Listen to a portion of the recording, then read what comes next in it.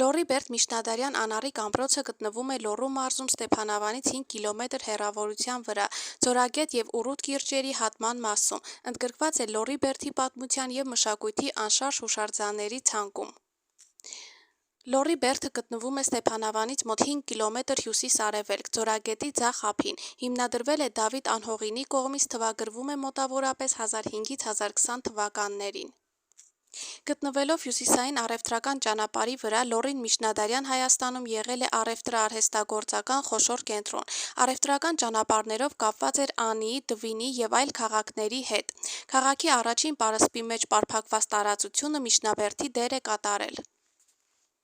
Լոռի Բերդը փռված է ընդարձակ, հրվանդանանման, ծովի մակարդակից 1490 մետր բարձրություն ունեցող սարահարթի վրա, Ձորագետի և դրա վտակ Միսխանայի միջև, որոնց խորը կիրճերը երեք կողմից անմատչելի են դարձրել ամրոցը։ Միջնաբերդի համեմատաբար դյուրամատույց կողմից հյուսիս-արևմուտքից ձգվել է 214 մետր երկարությամբ, իրար հաջորդող կլոր և քառանկյունի աշտարակներով պարիսպ, որի հյուսիս-արևմտյան անկյունում է միակ մուտքը։ Պարիսպի լայնությունը տեղ-տեղ հասել է 20, բարձրությունը 20-ից 25 մետր, պարսպի երկարությամբ փորվել է ջրի խանդակ։ Միջնաբերդի պարսպից մոտ 500 մետր հյուսիս-արևմուտք ձգվել է քաղաքի պարիսպը, որը համարյա չի պահպանվել։